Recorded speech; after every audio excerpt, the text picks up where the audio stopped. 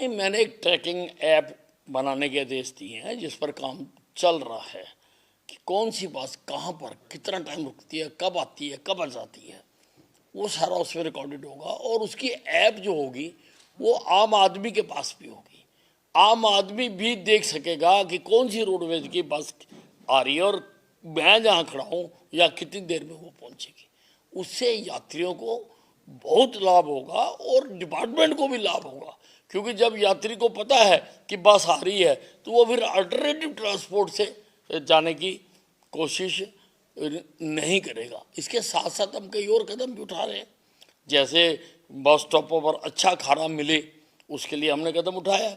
और उसके लिए अभी हमने 5 जो बस स्टैंड है वहाँ पर जो टूरिज़्म विभाग है वो वहाँ पर सर्व करे, टूरिज़्म विभाग, उसका हमने अभी सरकार के पास बना के प्रपोजल भेजी है एज ए पायलट प्रोजेक्ट। अगर ये कामयाब हो गया तो सब जगह पर हम ऐसा ही खाना मुहैया कराएंगे। नहीं तो रेलवे जैसे सारे देश में यात्रियों को खाना मुहैया कराती है एक कॉरपोरेशन बना के, फिर हम यहाँ पर भी करेंगे। लोगों को अच्छा खाना मिलना चाहिए। हम लोग रूट की बसें चला रहे हैं, लोगों को अच्छे बाथरूम, अच्छे रेस्ट हाउस लोगों को मिलने चाहिए। उसके लिए हम ना केवल अपने बस स्टैंडों पर ही, रास्ते में भी अगर कहीं दूर है किसी भी स्टेट और नेशनल हाईवे पर जहाँ जहाँ पर हमें जगह मिलेगी हम ऐसा स्थान बनाएंगे। महिलाएं भी ताकि इस्तेमाल कर सकें। महिलाएं भी लंबे रूट तक जाती हैं और उनको भी टॉयलेट वगैरह के लिए बहुत दिक्कत होती है, उन्होंने बच्चों को दूध भी पिला सकें, ऐसी जगह भी हो। और ड्राइवर भी आराम कर सके, सवारी भी आराम कर सके। इस सारे पर हम बड़ी तेज़ी से काम कर रहे हैं। बस अगर बीच में कहीं खराब होती है या कोई घटना घटती है वो भी रिपोर्ट होगी वो एवरीथिंग विल बी रिकॉर्डेड और वो डिस्प्ले भी होगा, जैसा एयरलाइंस पे एयरपोर्ट पर होता है कि कौन सी फ्लाइट आ रही है, कौन सी जा रही है, वैसा ही हर बस अड्डे पर डिस्प्ले बोर्ड होगा कि कौन सी बस कहाँ आ रही है, कितनी देर में पहुंचेगी, क्या होगा, एवरीथिंग। मैं बस अड्डों को भी एयरपोर्ट की तरह कई चीज़ें उसमें मैं करने जा रहा हूँ। सर आपके पास एनर्जी डिपार्टमेंट है, 100 दिन से हुए हुए हैं। विपक्ष से हम बात कर रहे थे अभी, विपक्ष के जो विधायक हैं वरिष्ठ, उनका ये कहना था कि फ्यूल चार्ज के नाम पर बिजली के रेट बढ़ा रही है सरकार, क्या कहेंगे? देखिए, एनर्जी विभाग में बहुत बड़ा काम हो गया है। हमने यमुनानगर में 800 मेगावाट का जो थर्मल पावर प्लांट लगाना था उसकी हमने BHEL को लेटर जारी कर दिया कि आप काम शुरू करिए। सारी उसकी जो हिंड्रेंसेस थे इन 100 दिनों में हमने पूरी करके जो जो भी थी, चाहे क्लियरेंस का था चाहे कोई था, सब कुछ करके we have issued a letter to the BHEL to start work कि काम को शुरू करें। यमुनानगर में 800 मेगावाट का ये तो इतना बड़ा काम हुआ है। क्या समय सीमा है सर इसकी, कब तक इसको?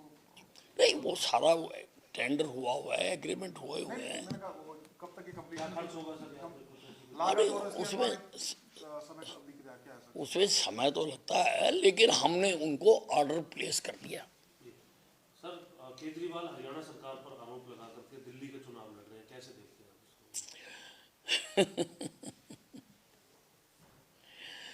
स्वामी विवेकानंद जी ने कहा था कि हर समस्या का जो कारण है समस्या के अंदर ढूंढना चाहिए, परंतु केजरीवाल जी हर चीज का जो कारण है वो अपने से बाहर ढूंढते हैं। दिल्ली में वायु गंदी हो गई, खुद नहीं देखा कि हमें क्या क्या करना चाहिए। यूपी, बिहार, पहले तो हरियाणा, पहले तो पंजाब का भी नाम लेते थे, अब पंजाब में अपनी पार्टी आ गई, अब उसका नाम नहीं लेते हैं, इन पर दोष डालते थे।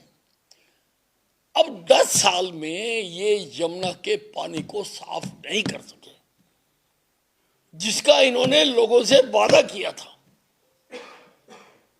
इनको तब नहीं पता था कि यमुना हरियाणा से आती है, तब इन्होंने क्यों नहीं कहा कि हम और हरियाणा मिलकर साफ करेंगे? इन्होंने कहा हम साफ करेंगे। और भाइयों, झूठ बोलने की ये एक एक गन है। झूठ झूठ झूठ झूठ झूठ। ये गन है। आप जो पानी यमुना में हरियाणा की सीमा तक जा रहा है उसको चेक कर लें,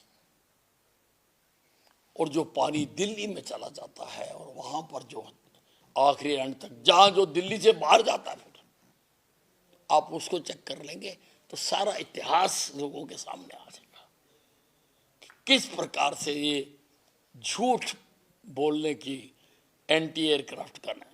अपने बयान में फंस गए थे जो 2020 में दिया था जो उन्होंने नहीं नहीं, वो निकले ही कहा, वो तो पहले दिन से फंसे हुए हैं। वो तो झूठ का सहारा लेकर उन्होंने पार्टी बनाई थी, धोखे से पार्टी बनाई थी। अन्ना हजारे जी का जो भ्रष्टाचार के खिलाफ आंदोलन हुआ था, उनके आंदोलन में कहीं पर भी ये लिखा हुआ नहीं था कि राजनीतिक पार्टी बनाकर ये भ्रष्टाचार की गंदगी को दूर करेंगे, कि राजनीतिक पार्टी बनाएंगे, कहीं एजेंडे में नहीं लिखा हुआ था। पर कुछ शरारती तत्वों ने उनकी पॉपुलैरिटी को एनकैश करते हुए इन्होंने पार्टी बनाई। लोगों ने समझा कि शायद अन्ना हजारे जी की जो विचारधारा उसको जो आगे बढ़ाना चाहते हैं, लेकिन ये तो दूर करते करते आप ही इतने गंदे हो गए। इनके कितने मंत्री तो जेल भुगत आए, आज भी जमानतों पर है, बरीरी हुए जमानतों पर है। केजरीवाल जी भी जमानतों पर है और कोर्ट्स ने इनके ऊपर कुछ रिस्ट्रिक्शंस लगा रखी है। इनको बता नहीं चाहिए लोगों को कि तुम्हारे ऊपर क्या रिस्ट्रिक्शंस लगा रखी है। तो जो धोखे से चीज पैदा होती है उसका अंत आज भी बुरा, कल भी बुरा। सर एक कल चंडीगढ़ मेयर का चुनाव है सर, और यहाँ पर आम आदमी पार्टी और कांग्रेस दोनों इकट्ठा है, लेकिन हमने देखा पंजाब हो दिल्ली हो अभी बिल्कुल एक दूसरे के आमने सामने है। इसको आप कैसे देखते हैं? और पंजाब ही नहीं कह रही कि चंडीगढ़ में टूटना चाहिए, लेकिन फिर भी नहीं टूटा गठबंधन। देखिए, ये जो इंडिया नामक गठबंधन है ये कहीं से भी एक नहीं है, इसका नाम भी एक नहीं है। ये जो इंडिया नहीं है ये I.N.D.I.A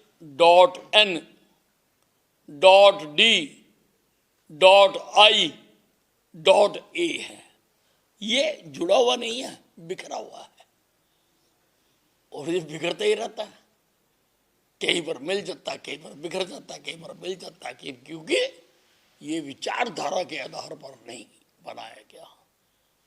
ये सत्ता को कैसे लूटना है उसको मद्देनजर रखते हुए ये इन्होंने बनाया है।